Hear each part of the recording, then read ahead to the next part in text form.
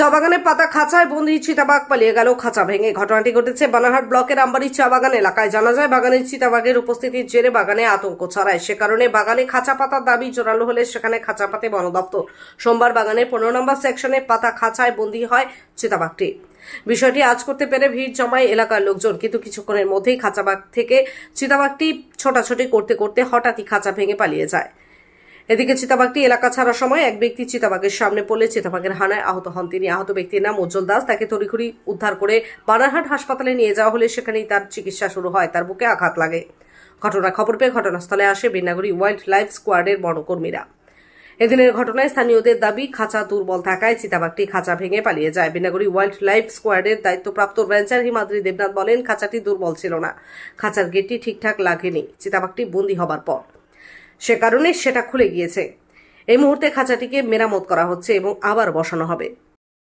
हाँ पूरा ब्लड रहते तो पूरा भटक जाए तो पूरा चेष्टा कर लगा पूरा चेष्टा करे तो लास्ट एंगल इठो कि तो बहुत ट्राई कर लग से टाइम में बाघ निकलो को मना लें से टाइम में বাবুল তাফাদার কি হয়েছে আমবাড়ি? অ্যাকচুয়ালি খাঁচাতে বাঘ ফসছিল, ফসার পরে তো সাধারণ পাবলিক তো ভিড় হবেই দেখার জন্য।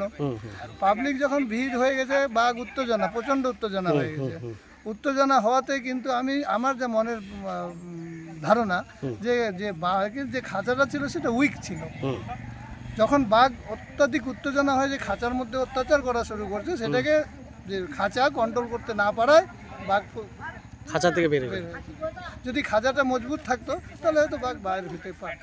তারপরে কি হলো, কাউকে ঘায়েল করেছে? হ্যাঁ, একজনকে যখন বের হয়ে পালানোর সময় একজনের বুকের মধ্যে থাবা বসিয়েও পালিয়ে গেছে। তার ছেলেটার নাম হচ্ছে চঞ্চল দাস। চঞ্চল দাস বয়সটা কত হইতে পারে? বয়স মোটামুটি 45। আচ্ছা, এরকম ঘটনা কি কখনো শুনেছেন? আমি এরকম ঘটনা আজ অব্দি শুনি না যে বাঘ ফসার পরে খাঁচার থেকে পালিয়ে যায়। কি বলবেন ডিপার্টমেন্টকে? ডিপার্টমেন্টের এটা সমস্ত দায়িত্ব। ডিপার্টমেন্ট খাঁচা যখন দিয়ে গেছে তখন খাঁচাটাকে থরোলি চেক করা উচিত ছিল যে খাঁচাটা কোথাও ড্যামেজ আছে কিনা। আজকে এত কষ্টে বাঘ ধরার পরে বাঘ যখন পালিয়ে যায়, এত মানে উগ্র প্রাণী, তারপরে কালকে যদি এই অ্যাকশনটা বাঘটা আরও কোনো মানুষের উপরে বা কারোর উপরে নেয়, তাহলে তো ভয়ঙ্কর ব্যাপার করবে। সুখবর সুখবর, এখন আপনাদের শহর কোচবিহারে ছোট থেকে বড়, মহিলা অথবা পুরুষ সকলের নিত্য নতুন পোশাকের সম্ভার নিয়ে হাজির 3 তলা বিশিষ্ট শ্রীজি নেক্সট জেনারেশনের লক্ষ্মীনারায়ণ মেগা মার্ট ইউনিট 2 এর নতুন শোরুম। শুভ উদ্বোধন এই শারদা উৎসবে। আমাদের ঠিকানা রাজরাজেন্দ্র নারায়ণ রোড, কোচবিহার। দুর্গাপুজো উপলক্ষে বিশাল ধামাকা অফার চলছে দৃষ্টি অপটিক্যাল মোবাইল কাউন্টারে। এই বিজ্ঞাপনের স্ক্রিনশট বা ভিডিও শেয়ার করে কাউন্টারে এলেই আপনি পেয়ে যাবেন আকর্ষণীয় উপহার। এছাড়াও প্রতিটি মোবাইল অনলাইন থেকে অনেকটাই কম দামে রয়েছে।